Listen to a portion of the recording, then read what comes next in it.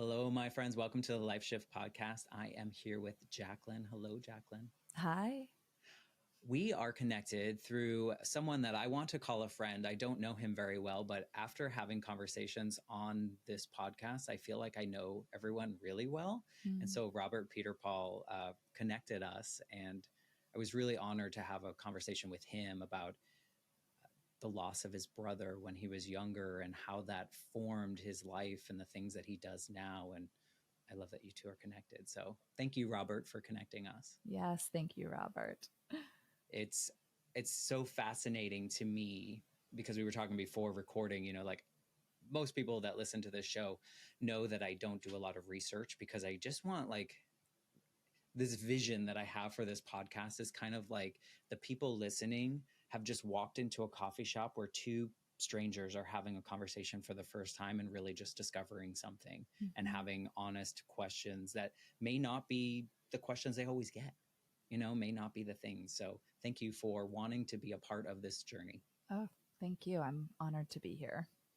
You know, and it all stemmed from, and I think your story is going to be really relatable to a lot of people. I don't know enough, but I'm guessing. And it all really started because, you know, when I was 8, my mom was killed in an accident. And of course, that moment changed my life. But the 20 plus years that I struggled to grieve her loss, I felt so alone in that circumstance. And I knew logically that I wasn't the only person going through that. But I think sometimes as humans, we keep these harder moments, or we keep these things that like, can I share this publicly? Is it something that people are going to accept? And then, you know, we feel so alone in it. So I think your conversation today will help people that kind of maybe feel a little alone in their circumstance, feel a little bit more empowered to kind of talk about it and share it. So again, thank you for that, or what we're going to talk about. Absolutely. And I hope that's the case. So before we jump into your story and kind of give the backstory and stuff, I'm wondering if you can just tell us who you are right now and what you do. And I don't think it'll give away too much, but just give us a like what you are right now. Yes, I'm Jaclyn. I'm a human sitting in St. Petersburg, Florida. I am co-founder CEO of a nonprofit called kindness.org. I am a wife to a brilliant, beautiful husband, my husband Mansell, a mom to 2 beautiful, brilliant little boys. Yeah, citizen, global citizen, advocate of changing the world. That's who I am. I love that. And I think, well, I wonder if I'm interested to see if your story leads into why kindness.org exists and It whatnot. will. So Yeah. I like to have kind of, I love to see the before and after kind of these life shift moments. So maybe you can kind of paint the picture of what your life was like leading up to what you feel is the most pivotal moment in your life that kind of changed Jaclyn from who she was to who she is. Okay. So I have memories, my youngest memories as a little girl, just knowing I always wanted to help people and change the world. My grandparents would talk about, as an 8, 9-year-old, me coming over for dinner, telling them how I would be first woman president and outlining my plan to help people, and could I count on their vote? and that just felt like my hard wiring. And over time, as I got older, and then middle school, high school years things started to change. I went through a lot of bullying and very difficult, painful experiences that made it hard to know who I was. I definitely, now on the other side, understand a lot more of child psychology and what we're going through during those formative years. At the time, I would say I lacked the tools or understanding to navigate all of the hardships. And before I knew it, I was a young teenager that had gone from thinking I would change the world to being really engaged with extracurricular activities, if you will. So drug use and drinking and partying, and doing a lot of other things like petty crime type things. And so much of it was a means to escape and or to fit in to be confident, to feel good about myself. I didn't realize how much I was covering up the pain and running away from what was going on day to day at school and what I was experiencing from those around me that today would be called bullying. Um, really traumatic things that I can now say that post counseling. But at the time, again, and I think even back then, this was 30 years ago, it was like, oh, that's part of growing up. I think Yeah. even our narrative around these things has evolved so much for good, certainly. So, yes, leading up to my pivotal moment, I was lost. I was a drug addict. I had been expelled from high school. Mm. I had overdosed by 19. I had a full ride to college and I had lost my scholarship. I was broken. I had no idea who I was when I looked in the mirror. I was just really lost. I was Yeah. really lost. I mean, I think a lot of people can relate to that feeling of like, if you're being bullied and things are being told of you that probably aren't true, or you're being made to feel othered than you actually feel like inside, that escape, a lot of us would go down those roads to kind of get that acceptance. And you kind of alluded to that. Do you feel that a lot of that rebelling was like seeking some kind of attention from the wrong people so that the other piece would stop? Yeah, it's a great question. I think absolutely yes, that's a component. I think it's also being naive, Mm. like not having, again, like going back to like a framework or the tools. I had very loving parents. They were divorced, but they were so invested into Mm. me, and so supportive of me. And I told them everything and talked about everything. And yet there was also this chasm where now we've talked through what I was going through back then, but how little they were a part of it, and understood what was going on. I mean, that generation didn't have the tools to Right. help in a lot of ways. And it Right. wasn't like to their fault. It was just like they were doing the best they knew how to do with Exactly. what tools they had. And I can see a similar feeling of like the grieving part as a child. Like the people around me were just like, just make him happy. Like Yeah. that's what he needs. And so did your parents, like, were they trying to help you in any kind of way? And it was just not serving what you needed at that time? Yes. I think they both were doing everything they could in whatever way they could. And yet they'd never fully understood the extent of what was going on deep within me.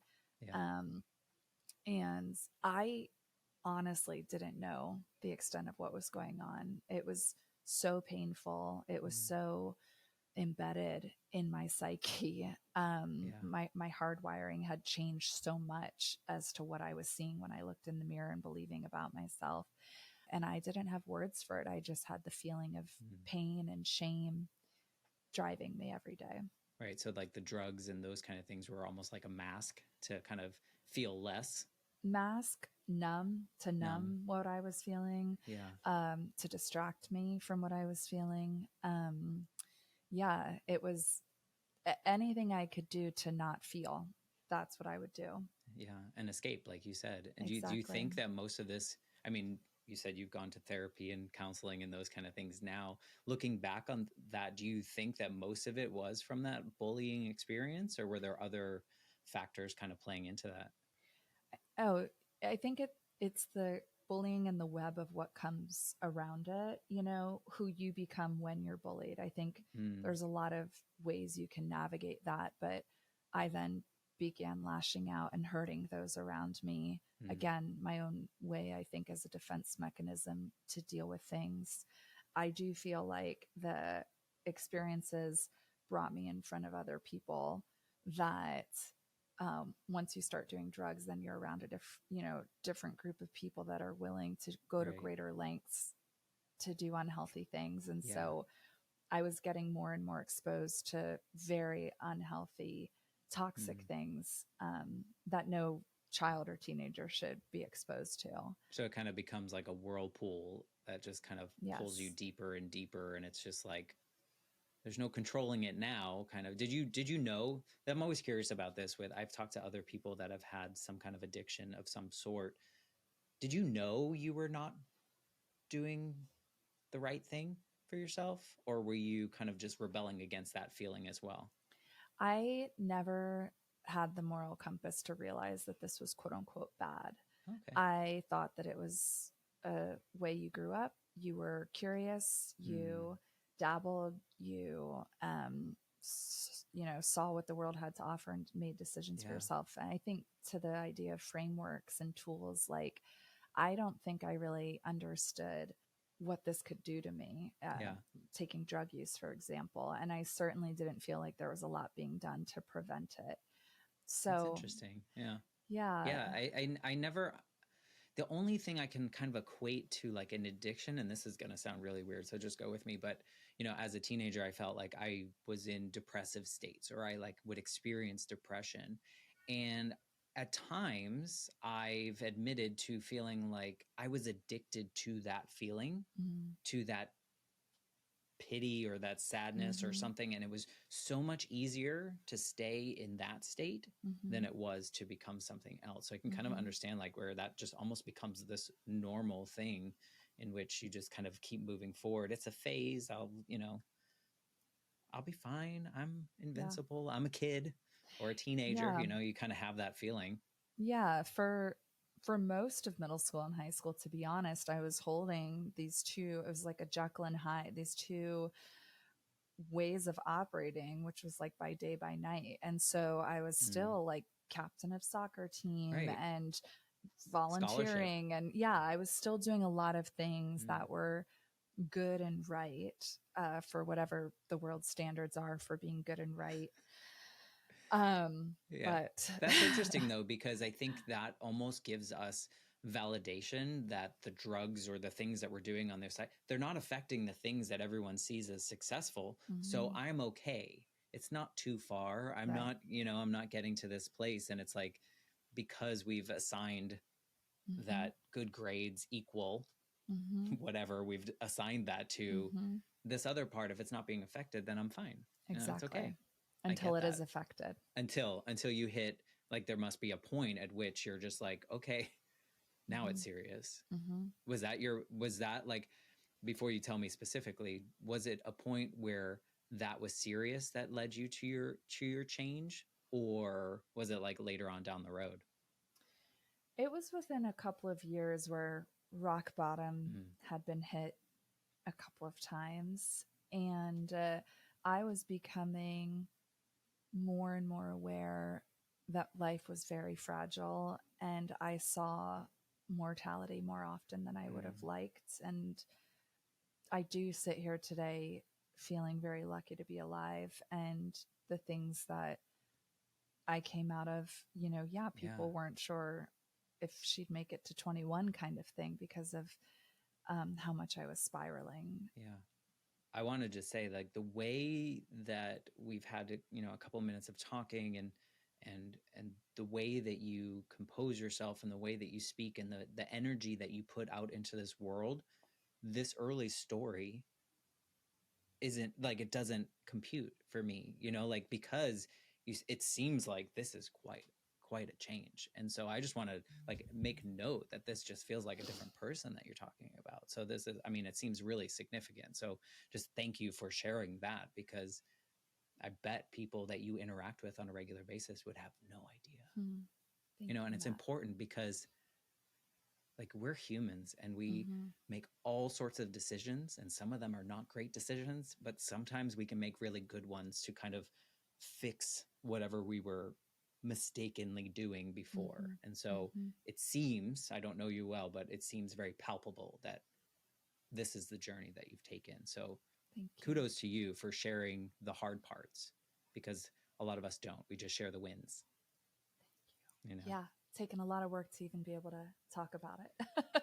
Well, it's important because you look back at the younger Jaclyn, you can't really blame her. Mm-hmm. You can't really blame your parents. It's just like this cycle or cyclone of like experiences that just kept like going, and like most people could get caught up in it. It's not Mm-hmm. like, you were the one, you know, like it just happened to be you in this circumstance. So anyway, I'll let you tell your story. I just wanted to let you know that you could see, like, it just doesn't make sense, like this version of you in that. So I think it's so great that you're sharing these hard parts, because I think it's important.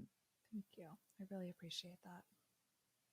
I mean, you mentioned all the things that you were addicted to drugs. You had overdoses. You had dropped out of school or got kicked out of school of some capacity. Where, take us to that point in which your life started to become this version of you. So I was very young, 19 to 20, had the experience where I got rushed to the ER after one particularly difficult night, debaucherous night. And my sister and her husband came to the ER to help me. I didn't know in the moment how bad things were, but they did. And they asked if I wanted to move in with them. I was living a wild life. It was the college life too. I think that's the other thing, the narratives we convince ourselves of what's acceptable. And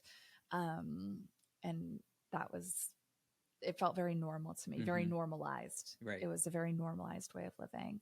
But they knew when they came to the hospital, you know, something needed to change. My health, my life was literally on the line. So they invited me to move in with them. The journey for me is one that I never thought I would ever be on, which is one toward faith.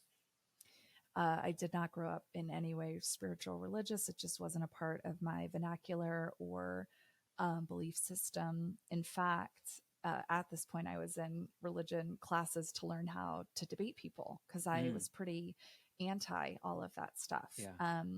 I couldn't my whole thing was like, if there was a God, then why? You know, I was that person. Yeah. And my sister had married a Christian. And I remember when it happened, I was almost like, we lost her to the dark side. Like, I just was like, okay. And that's who asked me to move in with them. And what happened was it was a front and row center seat to seeing unconditional love in a way that I had never heard about, learned about, read about out of church. I think, like a lot of people potentially listening or anywhere that you can think of, the tension of hypocrisy within church and the narrative of like what they say they care about and stand for and what's really being translated to the world never added up. And that was absolutely my belief system. And then here I was in this home, this intimate 4-bedroom home where they gave me a room and they gave me a bed and they gave me love. And it was all under this idea of like, we just want you to know, like, doesn't matter what you do, we're going to unconditionally love you. And I did a lot of bad things there. Even though they had picked me up after this night and when the overdose happened and all of that, that didn't stop you. When you're in those places, you're so deep into addiction and you lose sight of everything. Rock bottom isn't what changes you, or at least it wasn't what changed me. Yeah. So I brought a lot of those things into their home, you know, drinking, drugs, men, and they consistently offered me what I now would call grace and compassion. They never judged me. And instead, they just continued to try to be a place that loved me for all of who I was. So it was in that home and with them that I started asking questions like, why are you being so good to me? Yeah. I'm not used to this. Yeah. Yeah. It wasn't making sense. Because, and did part of you think that because it didn't make sense because you were still doing the things that now maybe you thought society saw as bad, exactly, or unacceptable? Yes. So exactly. Why still love me? Yeah.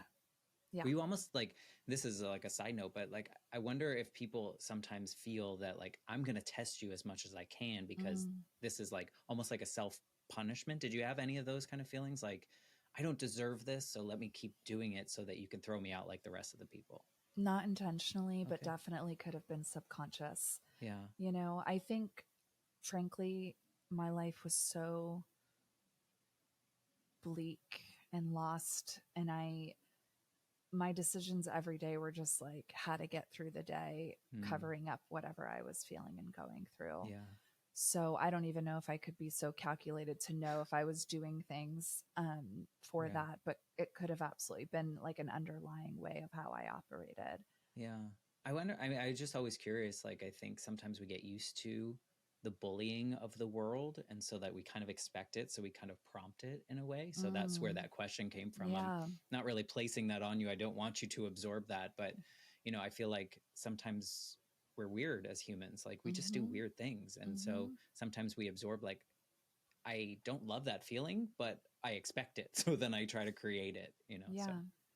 Yeah. What I do know is I was in a lot of pain. And so I wanted to cause pain. Like, I do think that I had a very unhealthy cycle being perpetuated, that like I'm feeling this and it will now be how I put it out into the world because this is all I understand or know right now.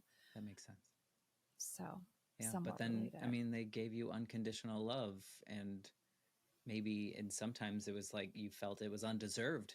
It's in some capacity. Absolutely. Yeah. I think what I started to go through, I would say wrestling. I was wrestling with my identity, with my life, with my purpose, my why, my being, my mortality. And so I was coming home burgeoning with questions, and they brought just endless patience and unique perspective. And then one day I said, I might come to church with you. Like, I'm kind of curious, like how you can be this way to me, and be this like really beautiful reflection and representative of who you say God is. And yet it feels so antithetical to what I'm used to. Yeah. So I was really curious to learn more. So I began going to church with them, and that was really wild because I would many Sundays show up from like the bender from the night before and like walk in to meet them, you know.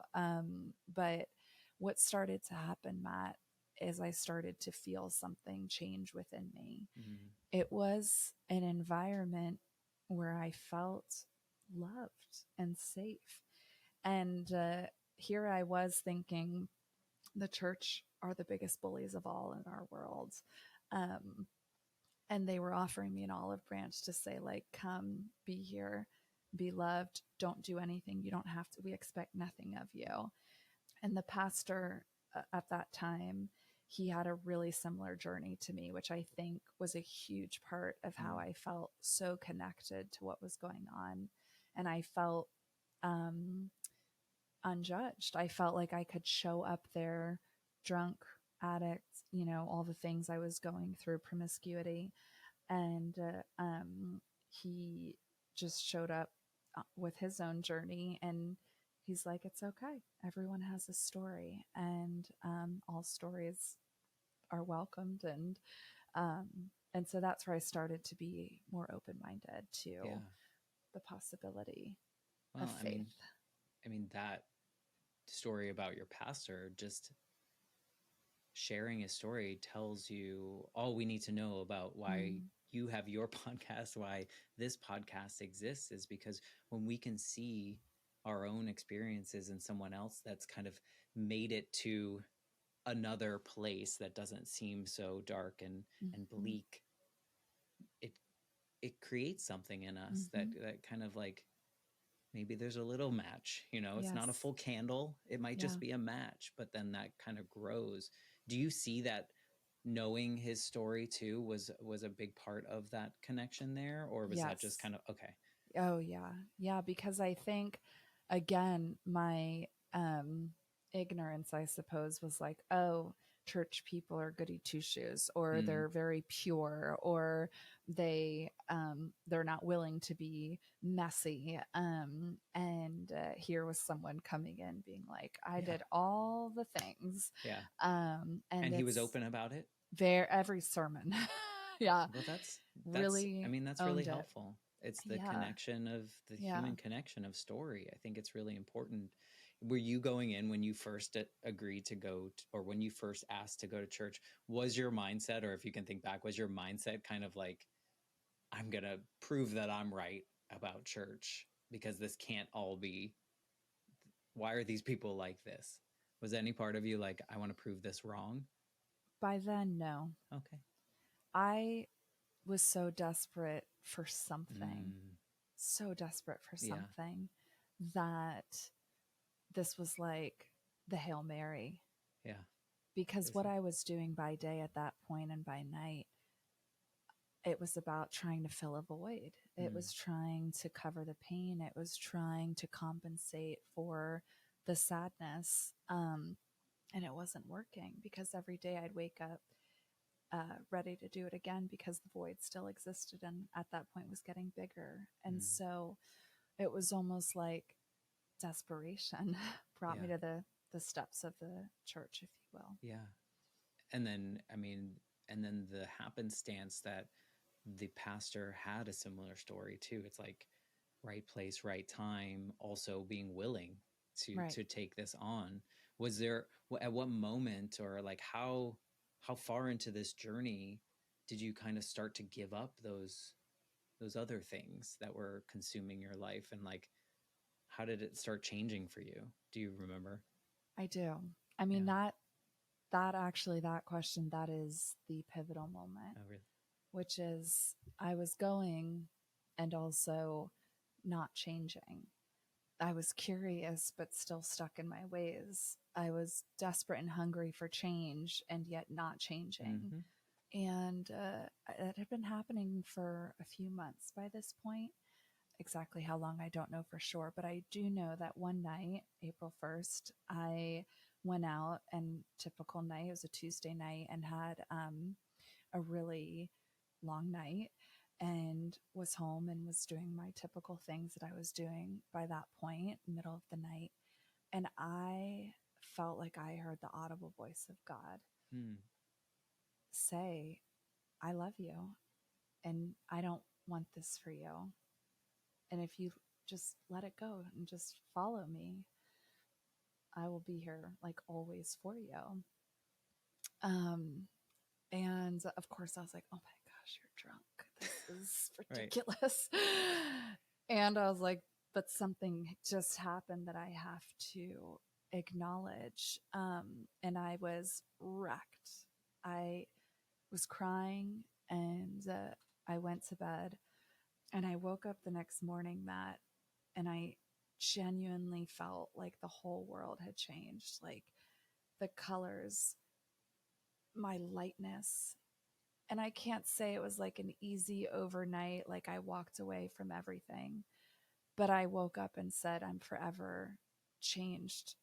And I know that something powerful happened to me, spiritually happened to me. I feel like I met God. Now, who God is and how that's evolved, I know we'll get into. But in that moment, I was like, this is God. This is Jesus. This is me being invited into something beyond myself, where I'm compassionately loved, unconditionally loved. Um, and yeah, I pretty much walked away from everything at that point. I went back to work on my scholarship. I got healthy. I got clean. I got largely sober, and just really completely 180'd my life. Wow. And you know, that is quite a difference, because earlier version of you was so like, guys, calm it down, right? Like, this is, what are you talking about? And then within you, you had to find that willingness to listen. Was there part of you that didn't change at first because you were afraid that you didn't know who you were without it? Honestly, I was so overcome with a joy that I hadn't felt since I was a little girl. There was nothing else that I could feel except like an inexplicable joy, like a really unbelievable, pure groundedness into something outside myself. It's fascinating. It was so tangible. I could feel it. I could touch it. And so everything else at that point, and frankly, the pendulum swing, I don't wish on anyone, because I went through a lot with the 180. Oh, I bet. And yeah. So it But was, again, that's part of your story. That's part of like yes. how you became you, and this version of you that had to learn in that particular way, you know. And Mm-hmm.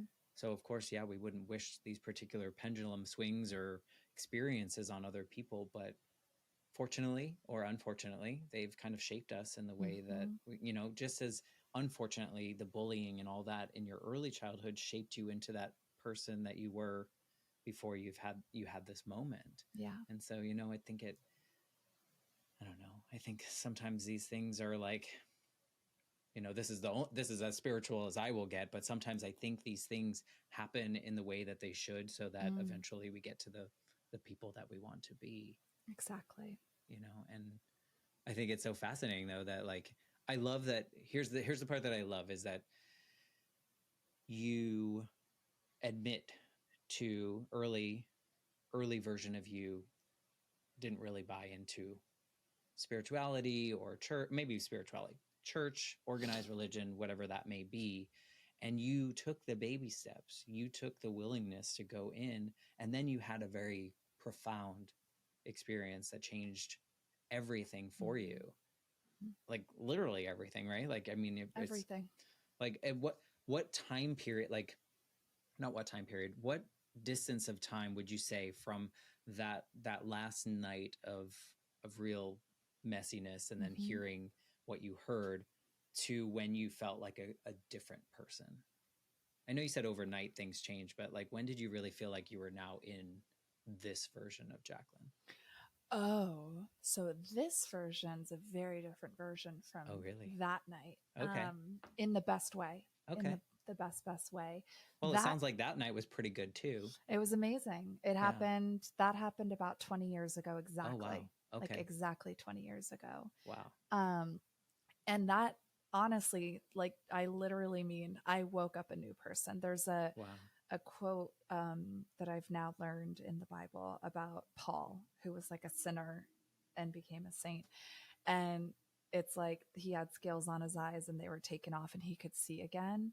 And there's another one that says, therefore, if you are a new creation, the old has gone and the new has come.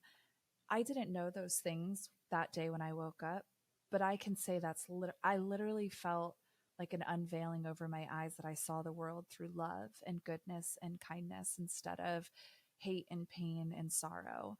And I felt like a new creation. That's amazing. I felt like little Jaclyn creation Mm. coming back, like my little self that was Yeah. hopeful and passionate for Wow. people. It was like all of that was resurrected back up in that moment. Wow. How did the people around you notice that? I'm assuming they did. And were they, Yeah. was that, how was, do you remember their reactions to that next week or however that goes? Your sister and your brother-in-law? Oh yeah. I mean, it was amazing. There's still huge parts of my life. There was a lot of like shock and trepidation. And like, is this for real? Mm-hmm. But from them, they were like, yeah, we were just waiting. Like they Yeah. felt and saw the whole thing unfold. Right. Um, they were at the house the next morning, and I was like, "You won't believe what happened." I think for a lot of my old friends from like my past life, it was very like, "Okay, Jaclyn." Mm. You'll be Um, back kind of feeling. yes, yes, exactly. Yeah. But for the most part, I think people felt there was a lot of gratitude for something, whatever it was that caused me to change, Yeah. because hopefully this meant I would make it and I Yeah. would not end up in jail or, worse. Or the path you were taking was Exactly. clearly not good for you or Right. maybe the people around you. And so Right. yeah, I could see there would be a lot of hope. Have you had those conversations? Have you like sat down with your sister and brother-in-law and just like talked about those moments? Yeah, Yeah. I bet it's fascinating to, it to think is. about and reflect on, because I'm also sure that you see things differently, you know, in a way that how you experience them might be different from them. Yes. And it's sometimes going back and having those conversations are really interesting. I did that when I recorded my episode of this show. My dad listened to it in full Mm. and he lived the whole experience with me. And he's like, well, that's not quite how it happened, but you know, like that's how I felt. It That's how was, you you know, as felt. an 8-year-old Yeah. or a 9-year-old. So I bet that conversation was quite interesting. But Yeah. you just alluded to like, now you're even like, this is a newer version of you in the last 20 years. How did that evolve, or what evolved from there? Because it sounds like a 180 is pretty impressive, and life was like pretty impressive from that point on. Yeah. So I think like all the tensions I had about church, they were subsided and they were put away on a shelf because I had this newfound feeling of faith that was motivating me and driving me to kind of ignore those things. And I gobbled it up. And so I think at that time, early 20s, new to Christianity, I now kind of describe it that I was given a very black and white framework of what it now meant to be a Christian. And that framework was a lot of you do this, you don't do this. We love this, we don't love this. These people are okay, these people are not okay. Like all of a sudden it became a lot of checks and balances and who's in and who's out, which literally is the antithesis of that, of both the little girl and the teenage girl who was just a lover of people and couldn't reconcile with the idea that there would be people not welcomed somewhere. It's like, wait a minute, if I'm here and I'm coming from all of this and I feel like God can love me, right? But I couldn't understand it, and so I took it as truth. I took it as real truth, and then lived a life throughout my 20s that was really rested in pursuit of goodness, pursuit of God, pursuit of faith, but really, really connected to that black and white way of living. Got married in that way of living, and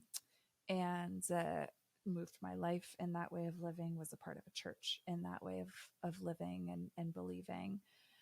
And in my 30s, so about a decade after that, I started realizing, wait, there's work being done here. There's a tension that's unsettled in me that I can't ignore anymore. What is that tension? And I started realizing that what I really believed about our world wasn't adding up to what I was told God believed about our world. So my husband and I did the really hard work of trying to figure out, what do we believe? Not what we're being told to believe, not what the pulpit is saying we should believe, but like, what's our own pursuit of truth within all of this? And that took us on a really, really beautiful, really intense, really hard journey of curiosity and discovery and seeking to figure out who is God independent of the church and who is God independent of what we're told God is and who God stands for and what he believes, he or she believes. You know, the first thought that comes to mind is basically, go with me, your 20s was almost like, let's wrap you in this cocoon. We'll protect you in a way that you need so that you stay away from X, Y, and Z. You stay away from the bad stuff. You're going to absorb some of the things that don't align with you, but just like you're going with it because it's part of your cocoon, if you will. And now in your 30s, that earlier version, even though she was a little bit rebellious or a lot rebellious, that didn't quite believe in like, these are the rules and you're stuck with it, she was coming back a little bit saying, hey, you might want to consider that like, there's not just like one way to do everything or one way to believe something. Am I seeing this in a right way, where you're like, kind of, there's more than this? And that earlier version that was like, stay away from the church kind of feeling was kind of emerging in a way that you can still have a faith, you can still have a belief, but it doesn't have to be one way or no way. Exactly. You're spot on. It was said so eloquently. +1, what you said. +1, A+. I know, and I think that's fashionable. I think that is fascinating because I think so many people that don't consider themselves religious, but they consider themselves spiritual, can totally understand that part of your journey, is because like, I don't want you to tell me who I can't love or like or be around or accept, or that they're going to hell just because they did X, Y, and Z. When you're in your example, I did all the things that were sin, like I sinned. Yeah. Does that mean, like, why am I here? But, so I think that is so relatable in the sense that, like, you made the hard decision to find what you really believed. And why is that a hard decision for us? I know. Right? It seems so counterintuitive. Like, we should go with what we believe, not what other people, but it's so hard. It's so hard. And you've got your familial pressures, societal pressures, peer pressures. You have so many things that are informing you, that are like data points within you. And that's what I had to strip away. That's what the work was. It was like the 30s, the young, early parts of my 30s were like, wait a minute, for me to live the next 60, 70 years in truth and solid standing of me in this big world, this one person in this huge, messy, complicated world, I couldn't just be going robotically through the motions anymore. And so then I had to do the separation of what is not being regurgitated, but what's actually from within. That's my belief and truth. Yeah. And when I was thinking about the pivotal moment, it was between these two, because in a way, what happened in my 30s was almost even more defining. Oh, really?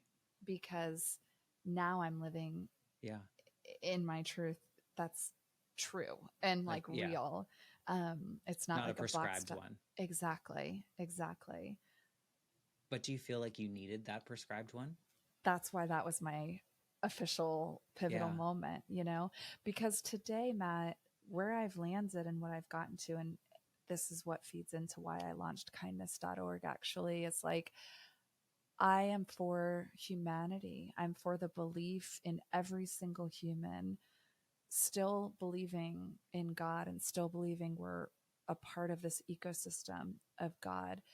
But I've realized I have no other job than to love every human that I meet, and to not prescribe or judge or assume or dictate their life, because who the heck am I to think that that's what I'm here to do?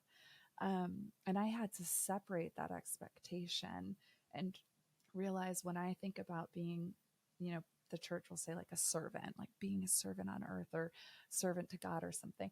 When I started just looking at every word I was using, every definition, everything I held to it, I said, if I was going to show up truly authentically every single day, I want to reflect the unconditional love that I experienced 20 years ago, which had no strings attached to it.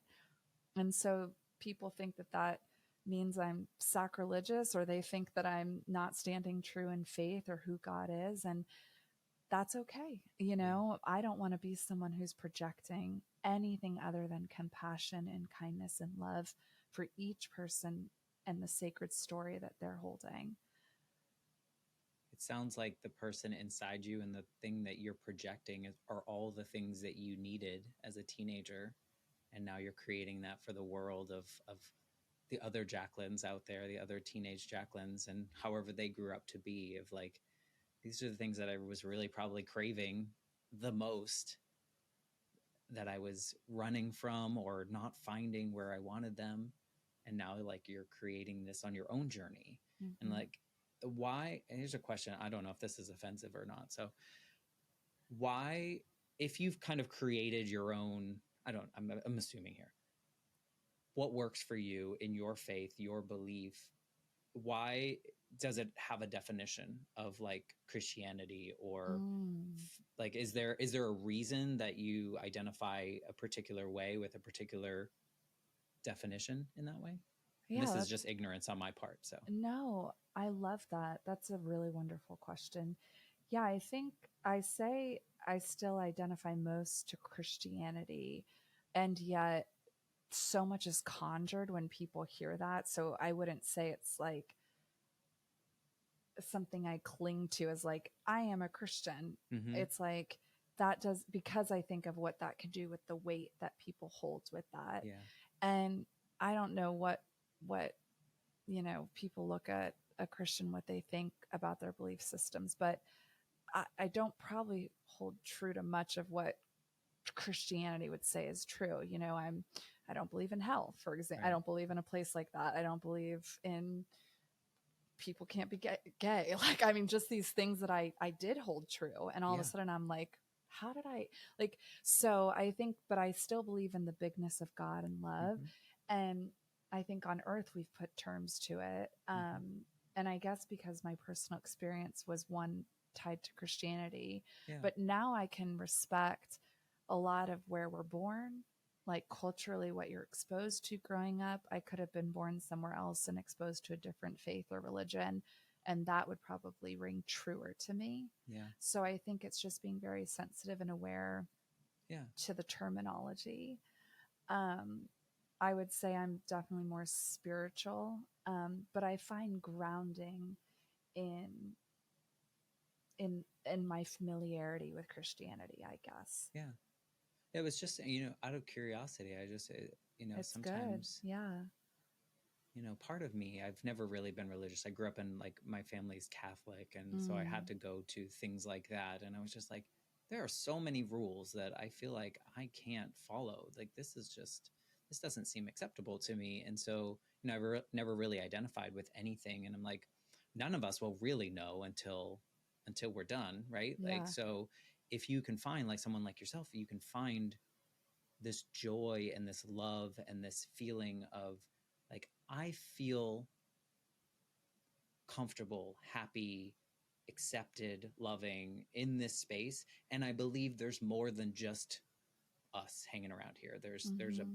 There's a bigger purpose here. There's a bigger Mm-hmm. energy out there, and those kind of things. I think it's beautiful. And I think that everyone should be so lucky Mm. in a way to find this space instead of, this book is telling you exactly what you need to do, Mm-hmm. on Mondays. And then on Mm-hmm. Tuesdays, you must do this, and don't associate with those people Right. because, X, Y, and Z. So I mean, I love your definition of how you feel and how you approach the world. I think it's a beautiful journey. Thank And part of you. me thinks that there is still this part of that teenage rebellious Jaclyn that kind of feeds into that a little bit of, Mm-hmm. like, who are they to tell me what to do? I Mm-hmm. can still do the things that feel right for me, whether Yeah. they're right or wrong. Up to you to decide. Yeah. Yeah. I agree with that. I think now I'm a mom and I've got kids and I'm looking at them and I'm like, wow, when I think about how it translates into what we're being taught and what we're Mhm. hearing, where I've landed, Matt, is the only thing I know is I don't know much. I don't know anything when it comes to this. I don't know the truth of it.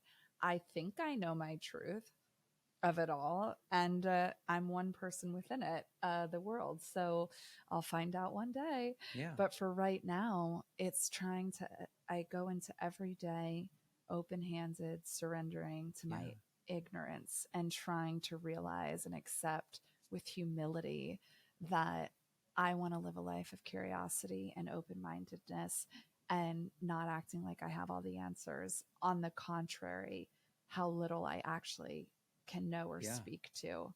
Um, I love it.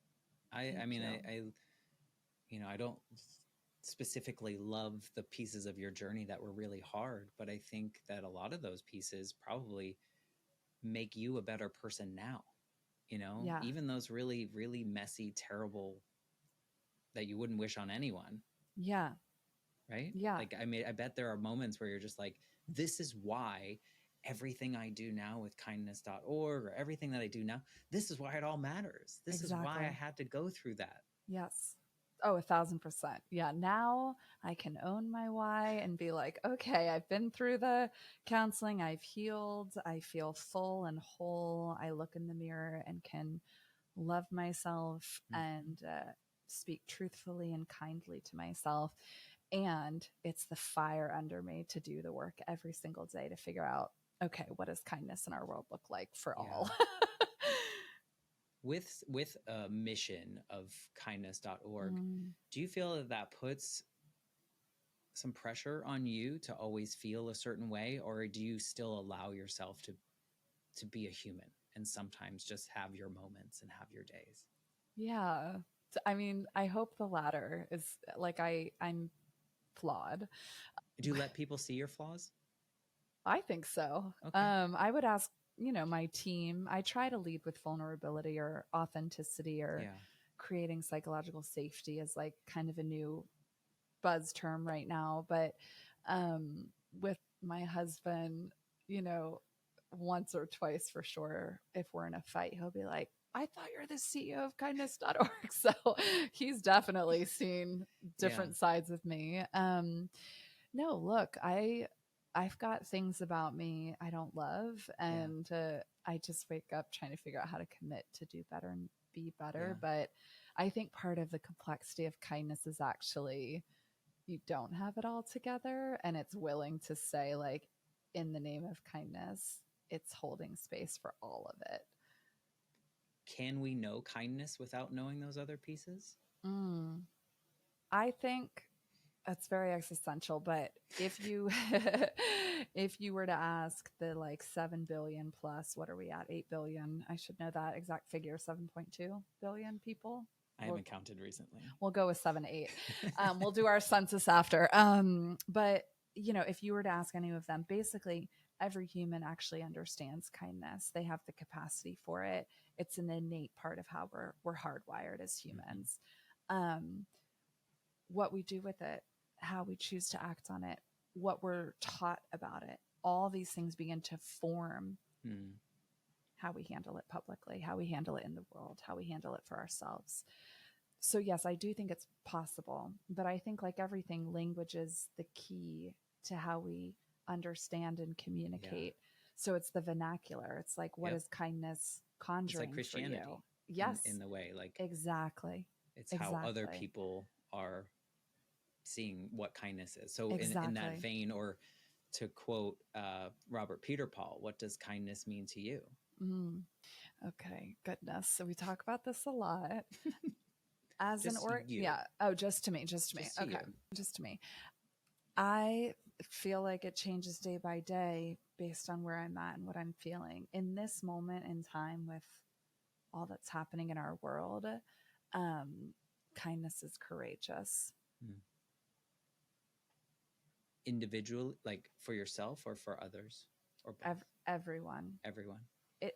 I think it is not a nice to have. It is a necessity. Mm-hmm. And too often it gets a bad rap as being soft. And I think it's one of the hardest things that we do is to Yeah, choose kindness for someone. I would agree. I don't think I've ever really thought about Mm, kindness as a standalone item. And if I think about myself and what I feel that kindness might be in relation to maybe the Life Shift podcast, and for me, I think the way that I can show kindness is to listen to other people, to listen to understand, mm, and uh, be genuinely curious about their experiences. mhm, I feel like that's how I'm exuding kindness in my own way. That maybe 20-year ago version of Matt would be gifting someone is kind of, like it mhm, was very materialistic. It was less about the connection and was mhm, very materialistic. And I think now it's like, no, but I want to know why. I want to know you. I want to know why. And so I mhm. think that's how I'm seeing kindness these days. I love that. Thank you for sharing that. Well, thank you for what you're putting into the world. Thank you for sharing your story. I think it's so relatable, and I always get a little bit worried when someone wants to share something about like their faith or their Mm, spiritual journey, just because of my own preconceived notions of my own experiences. But I think yours is beautiful in the way that it unfolded. And I think so many people can see that, like, there's this like desperation stage, and then there's this stage where you feel like you finally belong and there's something that you can hold on to, and it's like this anchor, so you're not sinking anymore, you're just like on the boat and it's not moving and you're okay in the storm. And then you put the sails up when you were ready and you kind of just like went off. I don't know why I went on a boat tangent, but here you are, on your sailboat now, defining the direction that you want to go, because you can put up those sails however you want. So I think it's beautiful, and thank you for just being thank you. open about it. Thank you. Thank you for holding the space for me to feel safe to share it. I love the boat analogy. I might use that boat analogy. I think that's a really great synopsis. I feel like, yeah, you were in the storm and then you got, Yes. some calm waters for a little bit, which maybe you needed that. And you Yeah. probably did need that, to get out of the spiral that you were in. If you could go back to that Jaclyn making those decisions in when you were 18, 19 years old, this version of you, is there anything that you could say to her or do with her or be with her? Mm. You're loved. You're beautiful. You're going to be okay. Yeah, she needed to hear it. Oh, yeah. She needed a Yeah. hug. Mm-hmm. Yeah. Mm-hmm. But as we said before, to get to this version of you, you probably needed to, I mean, I hate to say it that way, but you know what I mean? You kind of like had to go through these experiences to become this person that you are today, putting this warmth and Mm-hmm. love out into the world. When I was getting really into my faith, I had so much shame that no one would want to marry someone with damaged goods like mine. Because again, I was stepping into what felt like a purity culture and what was good and right of a woman. And I definitely wasn't carrying any of that forward. So I was wrestling a lot with shame. And my now husband and I had like one of our first outings, which was really at that time as friends. And I had not been vocal about my past with many people. But for whatever reason, he created a place where I felt so safe to be really honest. And I like word vomited so many things, like definitely things I spared you from today because I'm just keeping it classy, but like just really laid out some stuff I had been through that I was so ashamed of, but I was just like getting it out. And he just gently leaned over and he's like, I hope you know all of that is what made you who you are today. And look at you. You are incredible. And I hope you don't carry shame that this is your past because your past made you who you are in the present. And that's always stuck with me, that idea that like our stories are what make us. What you do with your stories is up to you. I hope anyone listening who's carrying anything, shame or anything connected to that, is able to honor it for what it's done to help them live today, who they are, where they are, um, and they can use it for good in some way. Couldn't have said it better. I think it's important that we understand that we're just humans here trying to do the best that we can with what we know how to Exactly. do at the time. And Yep. sometimes it's not going to be good. Yeah. Sometimes we're not going to make the right decision or what seems like the right decision. And we'll learn from it, hopefully, Exactly. and we'll become the people that we're meant to be. Thank you so much for sharing your story Thank and you. how you got to be this version of you. I feel like I know you so well now. So thank you for that. If people want to like connect with you, learn more about you, see what kindness.org is doing, what's the best way to kind of get in your orbit Ooh, I mean, we're or your really, sailboat? yeah, get in the sailboat. We're on social. We're kindness.org is our site. We write to every email we get. Yeah, we have everything on the site that you can find more out about us. And I personally am not super active like on social, but I love connecting to anybody. So you can write an email if you want to connect with me and it'll get sent to me. So Perfect. yeah, thank And you. what is the name of the podcast that you've recently launched? Why kindness? And it is big explorations and conversations into the role kindness can play in every single person's life, wherever they are in the world. Awesome. Well, we'll share links to your organization and your Thank you. podcast so people can listen and Thank you. be more in your circle and learn more from you and the people around you. I just thank you for just wanting to do this, being a part of this. Thank you to Robert for connecting us Yes. and Love thinking you, this would be a Robert. good conversation. So thank you for that. Thank you. Thank you, Matt.